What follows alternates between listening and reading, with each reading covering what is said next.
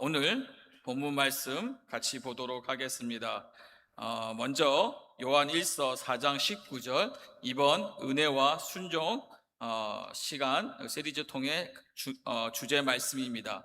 같이 한번 요한 1서 4장 19절 한 목소리로 한번 읽겠습니다.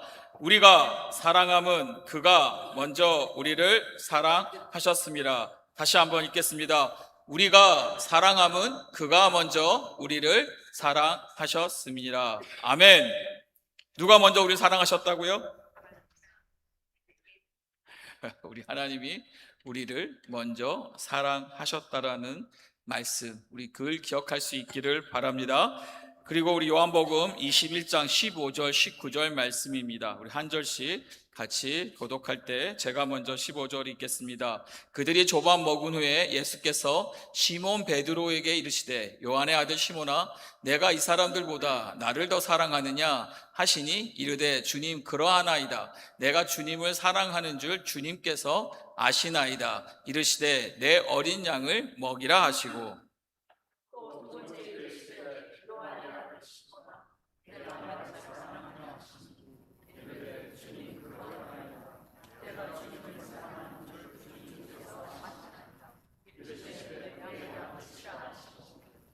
세 번째 이르시되 요한의 아들 시몬아 내가 나를 사랑하느냐 하시니 주께서 세 번째 내가 나를 사랑하냐 하심으로 베드로가 근심하여 이르되 주님 모든 것을 아시오매 내가 주님을 사랑하는 줄을 주님께서 아시나이다. 예수께서 이르시되 내 양을 먹이라.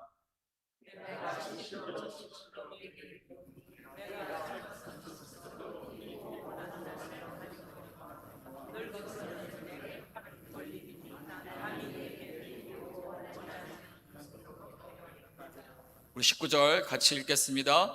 이 말씀을 하심은 베드로가 어떠한 죽음으로 하나님께 영광을 돌릴 것을 가리키심이라. 이 말씀을 하시고 베드로에게 이르시되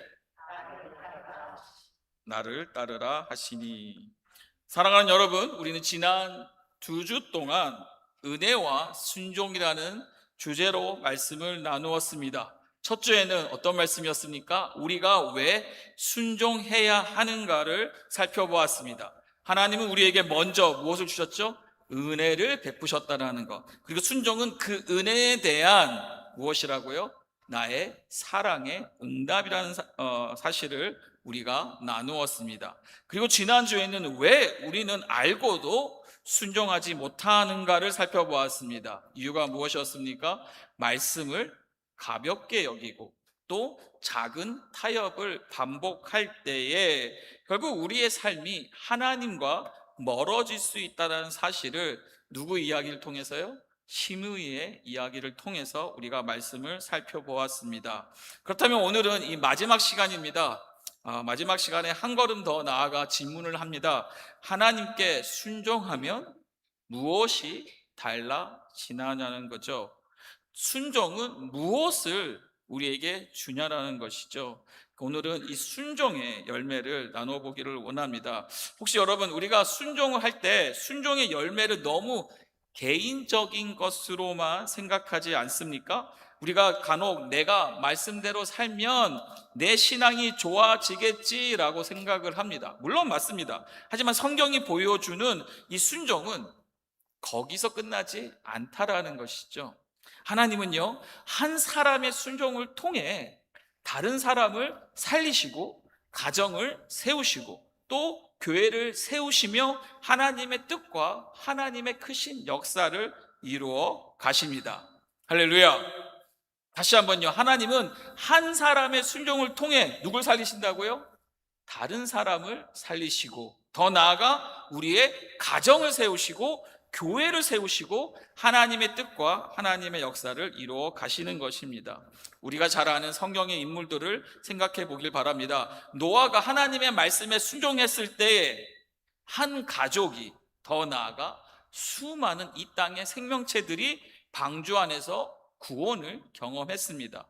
아브라함이 하나님의 부르심으로 순종하여 자신의 집을 떠나 익숙한 땅을 떠났을 때에 하나님은 그를 통해 무슨 계획을 이루셨습니까? 큰 민족을 이루는, 하나님이 선택한 이스라엘 민족을 이루는 역사를 경험하게 하셨다라는 것입니다.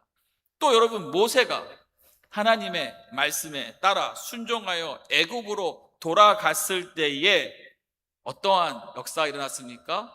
모세를 통하여 이스라엘 민족이 노예로 400년 동안 살던 이 민족이 출애굽을 할 수 있는, 다시 자유인으로 살아갈 수 있는 놀라운 일이 시작되었다라는 것이죠. 그리고 우리가 잘 아는 여러분, 마리아는 하나님의 말씀에 받아들이고 순종했을 때에 어떤 놀라운 하나님 역사가 일어났습니까? 바로 예수 그리스도께서 이 땅에 오시는 그 구원의 역사가 시작되었다라는 것입니다. 한 사람의 순종입니다. 그리고 그 순종이 하나님의 크신 역사의 키가 되었다라는 것입니다. 물론 여러분, 이 사람들이 대단해서 하나님이 사용하신 것일까요? 아니죠.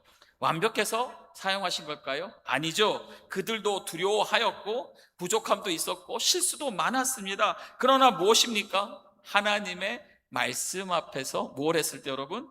순종의 걸음을 내딛었을 때에 하나님의 놀라운 일들이 일어났다라는 겁니다. 오늘 우리가 기억해야 할 것은 이것입니다, 여러분. 하나님은 하나님의 말씀 앞에 순종하는 사람을 찾으시고 그 사람을 통해 일하시는 것입니다. 그렇다면 여러분, 하나님 순종하는 사람을 통해 무엇을 이루실 것인지, 무엇을 이루시는지 오늘 말씀을 통해 세 가지를 함께 살펴보길 원합니다. 첫 번째는요, 순종은 하나님과의 관계를 더욱 깊게 합니다. 신명기 10장 12절을 보면 모세가 이렇게 말합니다. 이스라엘아, 내 하나님 여호와께서 내게 요구하시는 것이 무엇이냐? 곧 내 하나님 여호와를 경외하며 그의 모든 도를 행하고 그를 사랑하며 마음을 다하고 뜻을 다하여 내 하나님 여호와를 섬기고. 여러분, 여기서 우리가 먼저 주목해야 할 것은 결국 이 순종의 중심에는 이 관계성이 있다라는 것입니다. 하나님께서 이스라엘 백성들에게 단순히 너희는 내 말을, 내 규칙을, 내 규례를, 내 법을 잘 지켜라가 아니라 그 안에는 무엇이 먼저 이루어져야 됩니까? 바로 내 하나님 여호와를 경외하고 또 그를 사랑하며 라고 말씀합니다. 무엇인가요? 단순히 여러분, 주인에게 복종하라는 것이 아닙니다. 하나님과 우리의 관계가 무엇이라고요?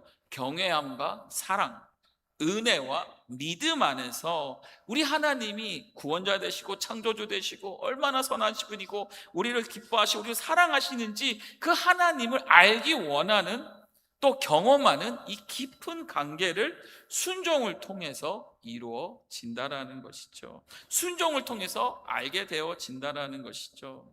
여러분, 때로는 이 순종을 마치 체크리스트처럼 우리가 생각할 때 있지 않습니까?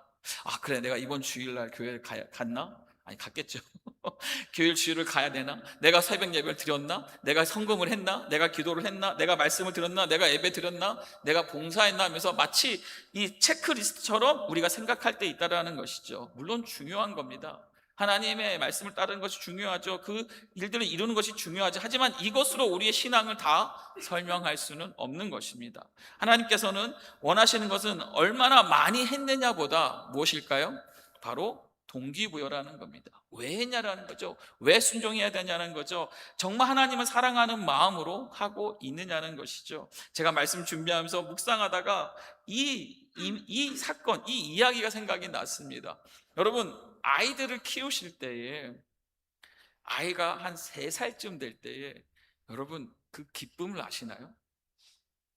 그 아이가 그냥 웃고 떠들고 하는 그 기쁨보다 아이한테 딸아, 아들아, 누구누구야, 가서 아빠 책상에서 펜 좀 갖다 줘. 그러면 애가 어떻게 합니까? 3살 때. 뭐 그 대단한 일이라고, 나에게 아빠가 이 펜을 갖다 달라고 했다는 그것이 너무 좋아서 네 아빠 하고 달려가죠. 근데 엉뚱한 걸 가져와요. 그러면 아빠가 얘기하죠. 이거 말고 그럼 다른 거, 이거 말고 저기 옆에 어디에 있는 그 펜을 갖다 줘. 그럼 애가 어떻게 합니까? 아우, 자꾸 왜 시켜? 아, 자꾸 나한테 이래라 저래라는 거야 하라고 하나요? 아니면 이 아이가 그래요? 그러면 내가 가서 또 가져올게 하면서 또 막 뛰어가서 딱 가지고 와서 아빠 이거 맞아요?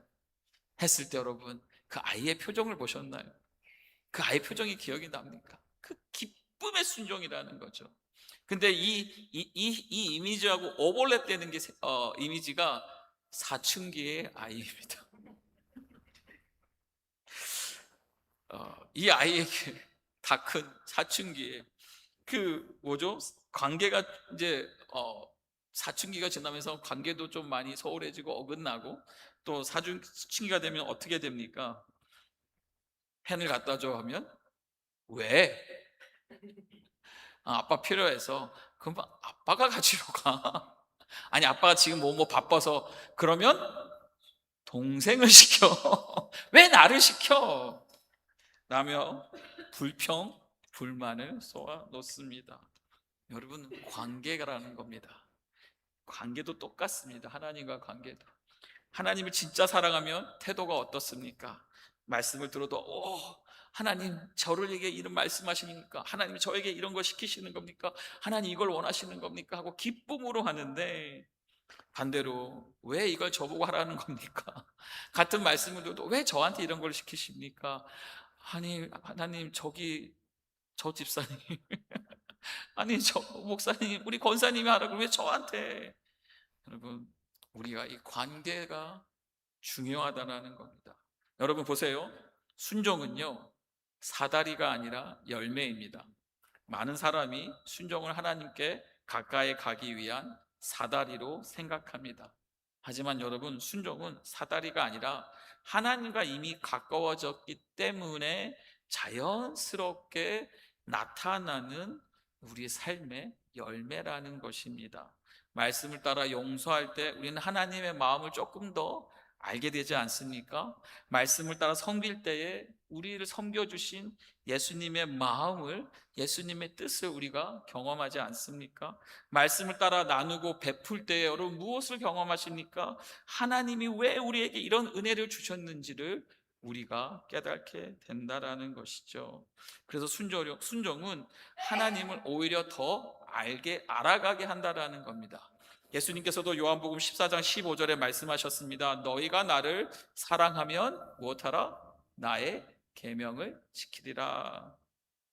잘 보세요 여러분, 너희가 계명을 잘 지키면 나를 사랑하게 될 것이다 라고 말씀하지 않으셨습니다. 주님 말씀하십니다. 나를 사랑하면 우리가 어떻게 된다고요? 나의 계명을 지키리라 라고 말씀하셨다라는 거죠. 사랑이 먼저이고 순종이 그 열매라는 것입니다. 이 관계에서 이 모든 것이, 사랑의 관계에서 이 모든 것이 만들어진다는 열매라는 것이죠. 사랑하는 여러분, 순종을 단순한 의무로 생각해서는 안 됩니다. 우리가 말씀에 순종하는 순간순간마다 하나님과 관계가 사랑이 있다라는 것입니다. 반대로 불순종할 때마다 하나님과의 관계가 사랑의 관계가 아니라는 것이죠. 멀어져 있는 관계라는 것이죠. 끊어져 있다라는 것이죠. 그러기에 우리는 이 관계, 순종을 통하여 순종 안에서 우리가 경험하는 하나님의 관계가 깊어질 수 있는 우리가 되기를 주님의 이름으로 축복합니다. 그 다음 질문은요, 그러면 하나님의 관계가 깊어진 이 사람의 순종은 그저 한 사람의 변화해서 끝날까요? 그렇지 않다라는 것이죠. 하나님 한 사람의 순종을 통해 그 사람이 있는 그 자리에도 여러분 변화를 일으키십니다. 이 두 번째 제목입니다. 순종은 내가 있는 자리에서 하나님의 뜻을 이루게 합니다. 하나님께서 우리에게 순종을 요구하시는 이유는 단순히 착한 사람이 되라는 것이 아닙니다. 하나님은 우리의 순종을 통해서 하나님 자신의 뜻을 이루어 가신다라는 겁니다. 성경에는 이 사실을 보여주는 또 많은 사람들이 있습니다. 그 중에서 여러분 요셉을 한번 생각해 보기 바랍니다. 요셉은 형들에게 팔려서 노예가 되었죠. 그리고 억울하게 감옥에 들어갔습니다. 그의 인생은 전혀 자신의 뜻대로 흘러가지 않았습니다. 그런데 그는 어떻게 했습니까? 그 자리에서도 무엇을 했습니까? 충성되게 하나님의 말씀에 순종했다라는 것입니다. 그리고 그 하나님께서는 그런 요셉을 사용하셨다라는 것이죠. 요셉이 하나님 앞에서 말씀을 따라 정결함을 지켰을 때에 보이지 않는 하나님이, 그 하나님이 살아계심을 그가 믿고 하나님 말씀대로 정결하게 살았을 때에 결국 누가요? 하나님께서 그 자리에 있는 요셉을 사용하셔서 그로 하여금 수많은 사람의 생명을 살리는데 사용하셨다라는 거죠. 여러분, 요셉이 처음부터 하나님이 나를 애굽의 총리가 될 테니까, 나는 많은 사람을 살릴 것이니까 내가 순종해야지 라고 순종한 것이 아니었다라는 겁니다. 그는 그 자리에서, 그것이 노예이든 또 죄수이든, 그는 그 자리에서 하나님을 신뢰하며 살아갔다라는 것이죠. 우리가 꼭 특별한 일에 하나님께 쓰임받는 것은 아닙니다. 중요한 것은 지금 내가 있는 자리에서 하나님을 바라보며 충성하는 것이 순종이라는 것입니다. 바울은 이 사실을 알았습니다. 그래서 골로새 교회에 편지를 썼을 때에 이렇게 말씀합니다. 골로새서 3장 23절입니다. 같이 한번 읽겠습니다. 무슨 일을 하든지 마음을 다하여 주께 하듯 하고 사람에게 하듯 하지 말라. 무엇인가요? 중요한 것은 내가 어떤 자리에 있느냐가 아니라 그 자리에서 누구를 바라보며 살아가냐라는 것이죠. 무엇을 하든지 누구에게 하듯 하라고요? 누구에게 여러분? 주님께 하듯 하고. 그 사도 바울은 안 것이에요. 어떤 자리에서 무슨 일을 하든지 그 모든 하나하나가 주님께 대하는 것, 주님께 하듯 하는 것이 결국 아름다운 순종이라는 것. 그리고 하나님이 그 순종을 귀하게 쓰신다라는 거죠. 여러분, 참 말씀을 잘 보세요. 그리고 경고합니다. 누구에게 하듯 하지 말라고요? 사람에게 하듯 하지 말라고 말해요. 이게 말씀이 참 어렵습니다. 왜냐하면 우린 다 누구에게 하듯 해요? 사람에게 하듯 하는 것이 우리의 자연스러운 모습입니다. 왜요? 그 대상이 누구니까? 동물이 아니라 누구니까? 여러분, 사람이니까 사람하게 하듯 한다라는 거죠. 근데 우리 주님은 조금 더 나아가는 겁니다. 무엇을요? 그곳에서 죽게 하듯 하라. 자, 원수를 사랑할 수 있습니까? 없습니까? 사람이라면 못해요. 그 원수가 사람이라 생각하면 못하는 거야. 하지만 그 사람이 누구라 생각하면? 주님이라 생각하면 할 수 있다라는 것이죠. 우린 주님을 위해서 무엇이든지 할 수 있다라는 것이죠. 자, 여러분, 하나님은 우리가 미래에 무엇을 할 것인지 보다 오늘 이 시간, 이 자리, 우리가 있는 곳에서 어떻게 살아가는지가를 중요하게 보십니다. 가정에서 부모로 살아가는 것이 순종의 자리일 수 있습니다. 가정에서 조부모로, 할아버지 할머니로 살아가는 것이 순종의 자리일 수 있다라는 것이죠. 일터에서 정직하게 일하는 것이 순종의 자리일 수 있다라는 겁니다. 교회에서 섬기는 것이 순종의 자리일 수 있습니다. 누구에게 먼저 사과하는 것이 순종일 수 있고, 용서하기 어려운 사람을 위해 기도하며 용서하는 것이 순종일 수 있다라는 것이죠. 여러분, 하나님께 쓰임받고 싶으십니까? 하나님께 여러분 쓰임받고 싶으십니까? 크게 쓰임받고 싶으십니까? 아니면 작게 쓰임받고 싶으십니까? 중요한 것은 크고 작은 모양이 아니라 내가 내 주어진 자리에서 하나님 앞에 순종할 때에 하나님은 그 사이즈가 중요한 것이 아니라 그곳에서 우리를 사용하신다라는 것이죠. 할렐루야. 오늘 맡겨진 일을 정직하게 하는 것, 오늘 해야 할 사랑을 실천하는 것, 오늘 하나님께서 말씀하신 그 한 가지를, 그 감동에 순종하는 것, 때로는 우리가 보기엔 작은 일처럼 보이지만 하나님께는 그렇지 않다라는 것입니다. 하나님께서는 우리의 작은 순종을 통해 하나님의 큰 뜻을 이루어 가신다라는 것이죠. 우리가 잘 아는 다윗도 여러분, 처음부터 왕궁에서 왕으로 시작하지 않았습니다. 그는 들판에서 양을 돌보는 작은 목동이었습니다. 근데 그 자리에서 그는 하나님을 섬겼습니다. 그리고 그 자리에서 하나님은 다윗을 준비시키셨습니다. 하나님께서 맡기신 자리에서 신실하게 순종하는 것 자체가 여러분 하나님께 드리는 예배라는 것입니다. 또한 알아야 할 것은 순종의 결과를 우리가 결정하지 않는다라는 것입니다. 우리는 순종하고 결과는 누구요? 결과는 누구요, 여러분? 하나님께서 이루신다라는 거죠. 아브라함은 떠났고 하나님께서 길을 만드셨습니다. 모세는 순종하여 애굽으로 갔고 누가 여러분? 하나님께서 모세를 통하여 이스라엘을 이끌어 내셨습니다. 다윗은 하나님을 신뢰했고 누가 여러분? 하나님께서 그를 왕으로 세우셨다라는 것이죠. 그래서 여러분, 순종은 내가 무엇을 이루겠다라는 결심이 아닙니다. 순종은 하나님, 제가 이 자리에서 하나님이 원하시는 일을 순종하겠습니다. 나머지는 하나님께 맡깁니다. 하나님이 하나님 뜻하신 대로 역사하여 주시옵소서. 이것이 여러분 믿음이라는 것입니다. 할렐루야. 그렇다면 하나님께서 우리에게 이 작은 순종을 사용하신다면 결국 그 순종은 결국 어디까지 영향을 미칠까요? 세 번째입니다. 순종은 다른 사람을 살리고 공동체를 세우는 통로가 되는 것입니다.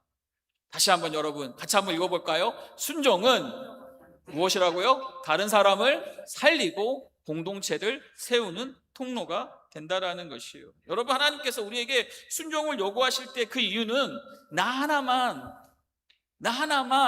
내 자신만 잘 살라고 잘하라고 위해서가 아니라는 포인트라는 것이 무엇입니까? 하나님은 한 사람의 순종을 통해서 이를 통해 주변의 이웃 사람을 살리고 더 나아가 그 가정을 세우고 더 나아가 교회를 세우고 하나님의 크신 나라를 이루어 가신다라는 것이죠. 그러니까 순종은 개인적인 일이면서 동시에 공동체적인 일이라는 것을 보여주고 있습니다. 한번 여러분 우리 삶을 생각해 보세요. 부모가 믿음으로 살아가는 모습을 자녀가 보지 않습니까? 일터에서 한 사람이 손해를 보더라도 정직을 선택하는 모습을 직장 동료가 봅니다. 상처를 받았지만 먼저 용서하는 모습을 누군가가 봅니다. 어려운 상황에서 불평하기보다 기도하는 모습을 가족이 보고 교우가 봅니다. 이러한 작은 순종을 통해 사람들은 우리의 말보다 더 분명하게 복음이 무엇인지를 보게 된다라는 것이죠. 그 좋은 예가 바로 베드로입니다. 베드로는 처음부터 순종의 사람이었던 것처럼 보이지만 그렇지 않았습니다. 예수님께서 십자가를 말씀하셨을 때 베드로는 주님을 붙잡고 말리지 않습니까? 주여 그리 마옵소서 하며 주님 앞에 주님을 말리는 베드로였습니다. 또 예수님을 끝까지 따르겠다고 자신 있게 말했지만 막상 예수님께서 붙잡히시자 3번을 예수님을 모른다고 부인했던 인물이었습니다. 베드로는 실패했습니다. 크게 실패했습니다. 자신이 가장 사랑한다고 생각했던 예수님을 결정적인 순간에 외면하고 부인했습니다. 그 실패 이후에 베드로는 얼마나 깊은 절망에 빠졌습니까? 그런데 오늘 말씀을 보니까 베드로에게 부활하신 예수님께서 다시 찾아오셨습니다. 다시 여러분 말합니다. 오늘 말씀을 보니까 실패했던, 예수님을 외면했던, 예수님을 부정했던 베드로에게 누가 여러분? 부활하신 예수님께서 다시 찾아오셨다라는 거예요. 다시 한번 요한복음 21장 15절을 읽습니다. 그들이 조반 먹은 후에 예수께서 시몬 베드로에게 이르시되 요한의 아들 시몬아 내가 이 사람들보다 나를 더 사랑하느냐? 주님이 물으십니다. 그러니까 베드로가 뭐라고 말합니까? 주님 그러하나이다. 내가 주님을 사랑하는 줄 주님께서 아시나이다 라고 대답합니다. 그래서 예수님께서 뭐라고 말씀하세요? 내 어린 양을 먹이라. 여러분, 예수님은 물론 베드로의 실패를 모른 척하지 않으셨습니다. 질문합니다. 그렇다고 그의 실패를 붙들고 너 왜 그랬어? 너 왜 나를 외면했어? 어떻게 나를 3번이나 모른다고 부인할 수 있냐 하면서 정죄하고 따지지 않았다라는 거예요. 예수님은 먼저 베드로의 마음을 다시 사랑으로 회복시키셨고 그리고 그 자리에서 여러분 다시 사명을 맡기셨습니다. 내가 나를 사랑하느냐? 그리고 그 자리에 뭐라 말씀하십니까? 내 어린 양을 먹이라. 여러분, 이것이 은혜와 순종의 관계라는 것입니다. 베드로가 자신의 실패를 극복해서 다시 쓰임 받은 것이 아닙니다. 예수님의 은혜로 여러분, 예수님이 부하신 주님이 찾아오셔서 베드로를 회복시키셨기 때문에 그가 다시 순종할 수 있는 자, 더 나아가 사명자가 될 수 있게 되었다라는 것이죠. 여러분, 예수님께서 여러분들에게, 우리에게 너가 실패했으니까 이제부터 정말 잘해서 다시 나에게 인정받으라 라고 주님은 말씀하지 않으셨어요. 주님은 그런 너도 사랑하셨다라고 말하는 거예요. 그러면서 먼저 회복시키시고 그 안에서 내 양을 먹이라면서 사명을 맡기시는 거예요. 베드로에게 순종은요, 사랑받기 위한 조건이 아니라 이미 받은 사랑에 대한 응답이었다라는 겁니다. 그리고 여러분, 실제로 베드로의 삶은 달라졌습니다. 그가 성령을 받은 후에 더 이상 두려움 때문에, 죽음 때문에 예수님을 부인하던 사람이 아니었습니다.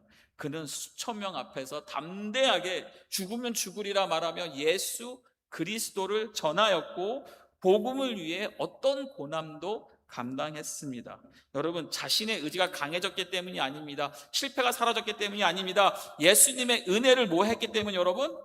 경험한 사람이 되었기 때문에 그는 이제 순종하며 예수님의 사랑으로 회복된 그는 이제 순종하면 삶을 살았다라는 겁니다.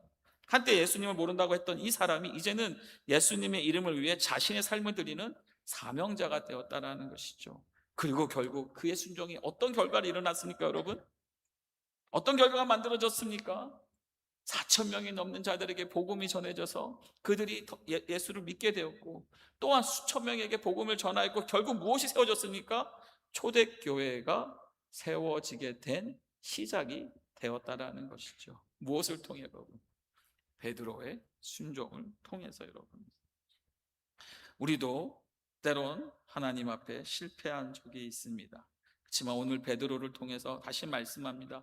실패했지만 그것이 끝이 아니라는 겁니다. 넘어졌지만 버림받지 않았다라는 겁니다. 우리 주님께서, 부활하신 주님께서 다시 찾아오셨고 사랑으로 회복시키셨고, 더 나아가 내 어린 양을 먹이라 사명을 우리에게 주셨다라는 것이죠.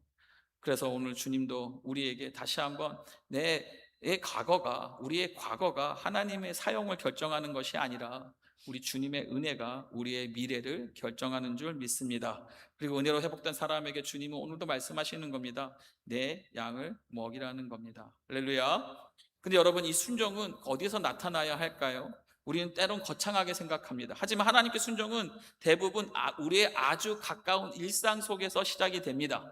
가정에서 가족을 사랑하는 것, 상처를 받았지만 먼저 용서하는 것, 맡겨진 일에 정직하게 충실하는 것, 교회에서 기쁨으로 섬기는 것, 낙심한 사람에게 먼저 다가가는 것, 또 누군가에게 복음을 전하는 것, 이런 작은 순종을 통해 하나님께서는 사람을 살리시고 하나님 되심을 드러낸다는 것이죠.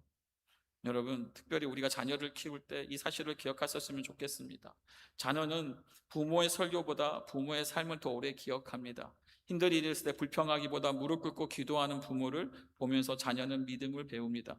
손해를 보더라도 정직을 선택하는 부모를 보면서 이 믿음의 기준을 배웁니다. 상처를 받았지만 말씀에 순종하여 용서하는 모습을 보면서 복음이 무엇인지 배운다라는 것이죠.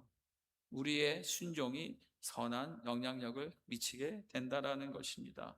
우리의 작은 순종 하나가 자녀에게 평생 기억되는 신앙의 이정표가 될 수 있다라는 것이죠. 교회도 여러분 마찬가지입니다.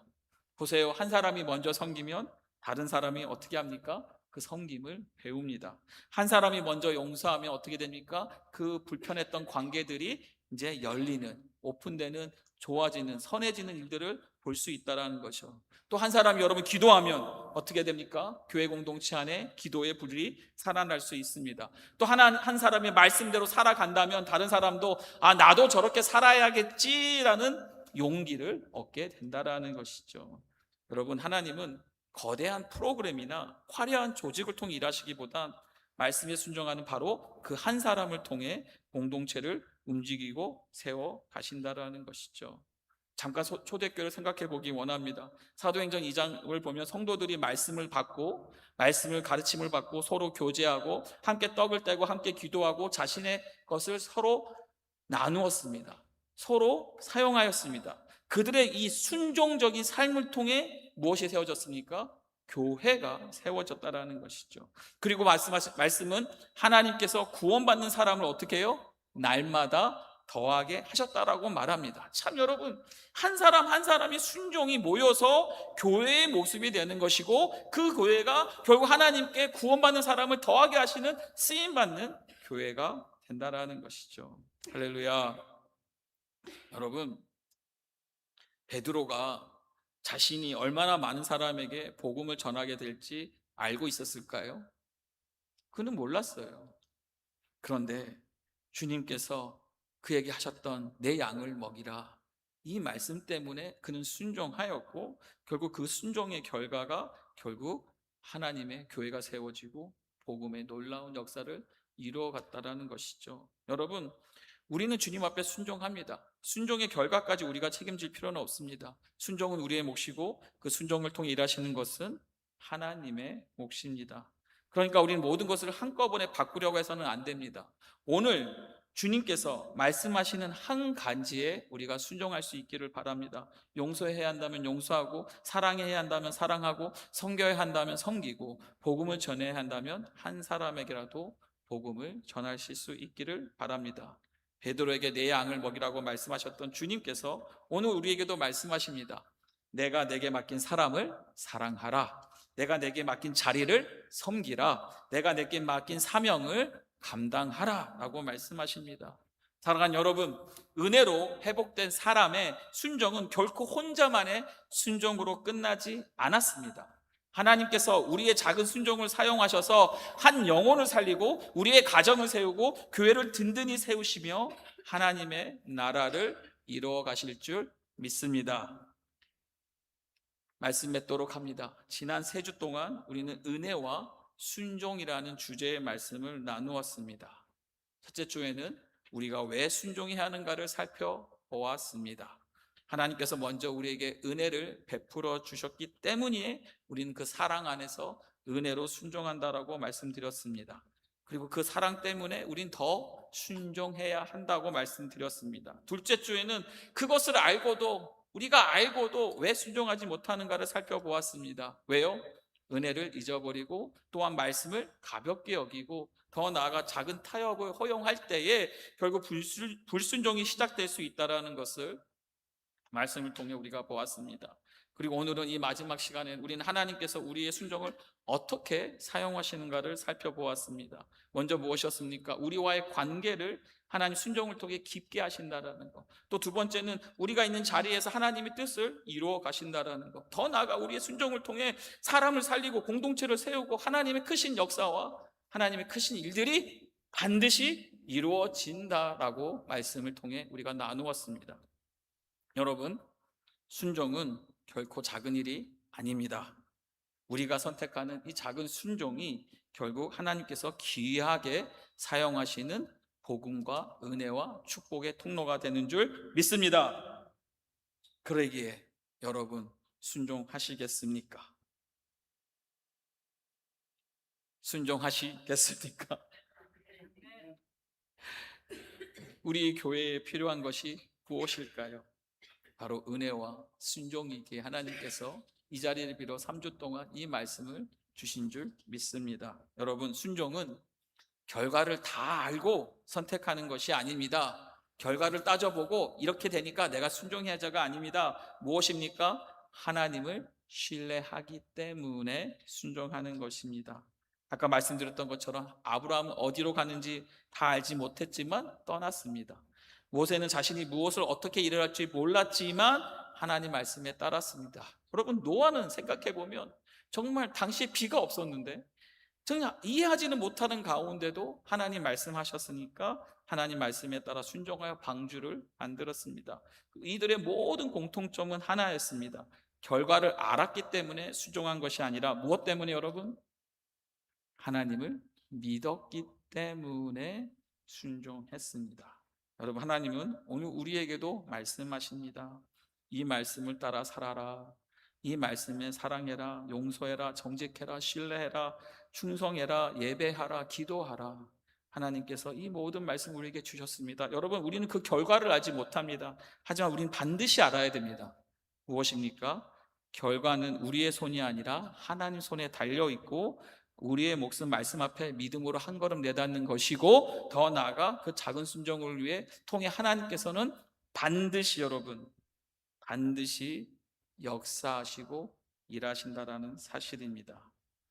때론 여러분, 하나님께서 우리에게 큰 일을 요구하시기 전에 오늘 주어진 작은 말씀에 순종하기를 원하십니다. 우리 가정에서, 교회에서, 일터에서, 우리의 모든 관계 속에서 하나님은 한 걸음의 순종을 요구하십니다. 그리고 무엇보다 하나님 앞에서 그 한 걸음을 순종하시길 바랍니다.